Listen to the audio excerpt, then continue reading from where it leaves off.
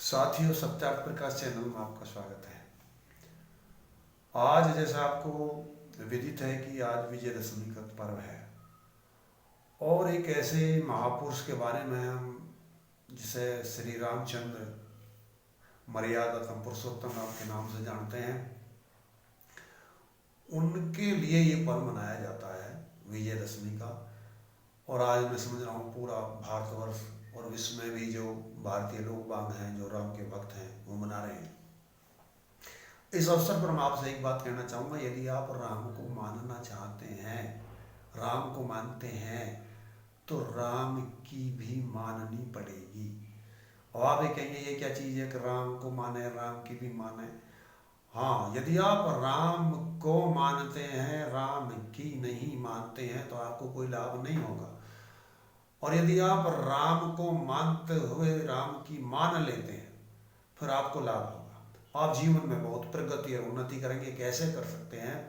आप देखिए, रामचंद्र जी अपने जीवन में नित्य यज्ञ करते थे, परमात्मा का नित्य भजन करते थे, माता पिता की कितनी अटूट भक्ति थी, कितने संयमी थे, एक कितने सदाचारी थे कि एक बहुत विश्व सुंदरी आकर के उनके सामने प्रस्ताव रखती है कि आप मुझसे शादी कर लीजिए। लेकिन वो कैसी शादी करते हैं आप सबको पता, नाक कान कटवा लेते। तो आप उनके जीवन से प्रेरणा लीजिए। जहाँ एक तरफ राज तिलक मिल रहा है, राज हो रहा है, और वो ऐसा व्यक्ति एक पिता के कहने से, एक मौसी के कहने से राज को छोड़ के वन में चला जाता है और उसके पैर में वहाँ घर से चल जाता है, खड़ाइयों हैं, उन खड़ाइयों को भी भाई ले लेता। भरत जाकर के कह देता कि खड़ाई भी मुझे चाहिए वहाँ रखने का। बस समझे वहाँ कोई मोची की दुकान तो थी नहीं, या कोई जूते की दुकान तो थी नहीं जहाँ से वो दूसरी जूती चप्पल पहन लेते। तो अनुमान लगा लीजिए एक जो जूती थी वो भी वापस आ गई थी। और ऐसे में वन में वो व्यक्ति रह रहे थे। 14 वर्ष के लिए गए थे, 3 गए थे, 3 ही आए थे। ऐसा संयमी हमारा जीवन हो। और एक विशेष रूप से जो माता भक्ति उनके अंतर्गत थी, पिता की भक्ति आपको उनके अंतर्गत थी, आप भी अपने अंदर वो भक्ति पैदा कीजिए। यदि आप माता पिता भक्त बनना चाहते तो आप अपने घर के अंदर जब खाना बनाएं तो अपने माता पिता को पूछे कि आप क्या खाएंगे। जिसको आपके माता पिताजी कह दें हम ये खाएंगे, वो खाना बनाएं। अपने लिए आप कुछ भी बनाएं, इससे कोई संबंध नहीं, लेकिन माता पिताजी के लिए वो बनाएं जो चाहते हैं। ऐसे बढ़िया से बढ़िया फल, बढ़िया बढ़िया पकवान, दूध, घी, जो भी वो खा सकते हैं आप खाएं या ना खाएं, लेकिन अपने माता पिता को खिलाएं। ये क्या है कि माता पिता भक्ति है। ये एक श्राद्ध है, ये एक तर्पण है। ये श्राद्ध नहीं है कि मरे पे होते काट दिए, मरे पे कौवान ने खिला दिया। हम अपने पिताजी की जिंदे पिता से तो गड्ढम गड्ढा, मर जावे तो ले जावे गंगा, ये पिता भक्ति नहीं। यदि रामचंद्र जी से आप पिता भक्ति चाहते हैं, जानते हैं, उनको मानते हैं, तो क्या करें? आप माता पिता की सेवा करें, दादा दादी की सेवा करें, विद्वानों की सेवा करें। लेकिन विद्वानों की सेवा करें जो धर्मात्मा हो, वेद के विद्वान हो, हमारे समाज से के हो। अधिकतर ज़्यादातर जो आपको वेदों को विद्वान मिलेगा हमारे समाज के अंदर मिलेगा, बाहर नहीं मिल सकता। और वेद ही परमात्मा की वाणी है। वेद से अन्यंत्र जो वेद को नहीं जानता वो परमात्मा को नहीं जानता, पर जो परमात्मा को नहीं जानता तो वो धर्म को भी नहीं जानता। तो ये बिल्कुल साफ बात है कि जो वेद को नहीं जानता वो कुछ नहीं जानता। केवल वेद ही एक ऐसी चीज है जो परमात्मा की वाणी और सत्य को जानती है। तो जो और रामचंद्र जी भी वेद के अनुयायी थे। जब भी वो नित्य संध्या, नित्य यज्ञ और माता पिता की सेवा करते थे, क्योंकि आज समाज 5 यज्ञ बताती है और 5 यज्ञ रामचंद्र जी ने किए थे और करते थे। तो आप भी रामचंद्र जी की मान के पिताजी माता पिता की वो भक्ति कीजिए। आज व्रत ले लीजिए कि मैं अपने माता पिता का सिर सम्मान से ऊंचा कर दूंगा। मैं एक अच्छा एक डॉक्टर बन के दिखाऊँ, जहाँ जो भी आपकी स्थिति है। मैं एक अच्छा व्यवसायी बन के दिखाऊंगा। मैं एक अच्छा डॉक्टर, इंजीनियर, वैज्ञानिक, जज, कुछ भी जो भी आप समझ सकते हैं। मेरे भी माता पिता का एक सम्मान बहुत ऊंचा होगा, लेकिन उसकी कुछ कीमत भी आपको चुकानी पड़ेगी। कैसी कीमत? जैसी रामचंद्र जी ने चुकाई थी। रामचंद्र जी वन में गए थे, वहाँ कोई ऐसे साधन तो उनके पास में थे नहीं। उसकी पत्नी को भी एक राक्षस उठा कर ले गया था, जैसा आपको विदित है, रावण नाम। वो व्यक्ति ऐसी विषम परिस्थिति में जाकर के वहाँ युद्ध करता है, वहाँ इतना विशाल पुल बनाता है।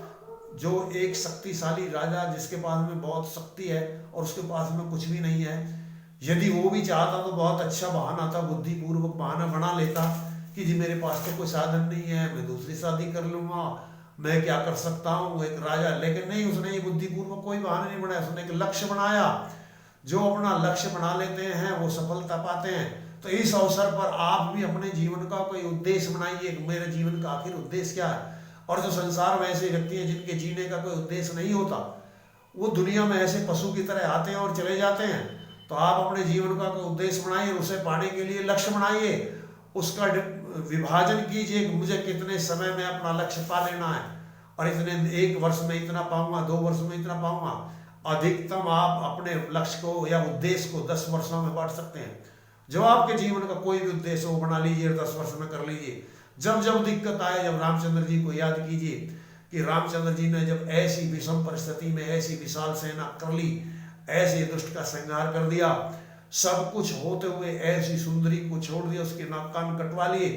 जब जब कहीं आप विचलित हो, किसी सुंदरी को देख के विचलित हो, तो जब याद कर लेना रामचंद्र जी को कि शूर्पणखा की नाक काटी गई थी। आप यदि किसी पुरुष को देख करके आकर्षित होती हैं तो याद कर लेना शूर्पणखा को, अगर उसकी भी नाक काटी गई थी। यदि आप ये मर्यादा में रहते हैं और रामचंद्र जी के इन बातों का पालन करते हैं, तो आप रामचंद्र जी के जीवन से प्रेरणा लेके जीवन में उन्नति करते हैं। फिर मैं इस अवसर पर आपसे आग्रह करूंगा, केवल रावण के पुतला जला देने से, केवल घर में खीर बना लेने से, या गन्ने लाके पूज लेने से, या और कोई हथियार जला देने का पूजन कर लेने से वो राम की भक्ति नहीं हो सकती। राम की भक्ति के लिए आपको वो करना पड़ेगा जो राम ने किया था। इतने ऊंचे आदर्श, इतना ऊंचा लक्ष्य, इतने हर वक्त कर्तव्य परायणता, एक लक्ष्य जिसका व्यक्ति का होता है, जो लक्ष्य केंद्रित व्यक्ति होते हैं वो सफल हो जाते हैं।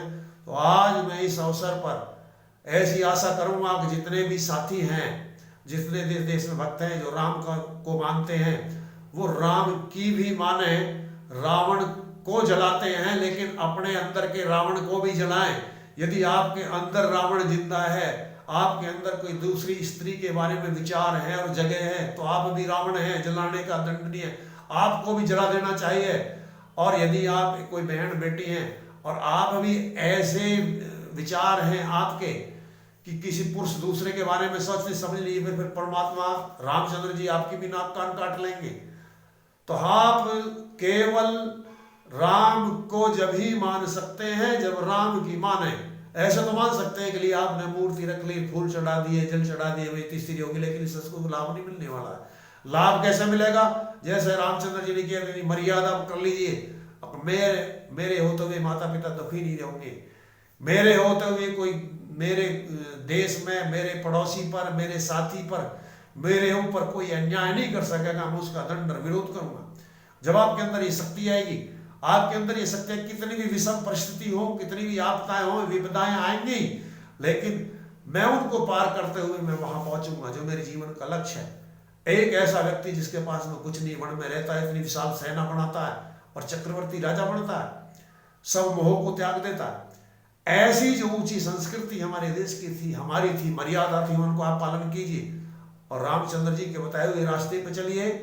जब ही आपके जीवन का कल्याण हो सकता है, उन्नति हो सकती है। मुझे आशा है कि आप इससे प्रेरणा लेकर के रामचंद्र जी के जीवन से, इस विजयदशमी से अपने जीवन को सफल बनाएंगे और अपने जीवन का कोई उद्देश्य बनाएंगे।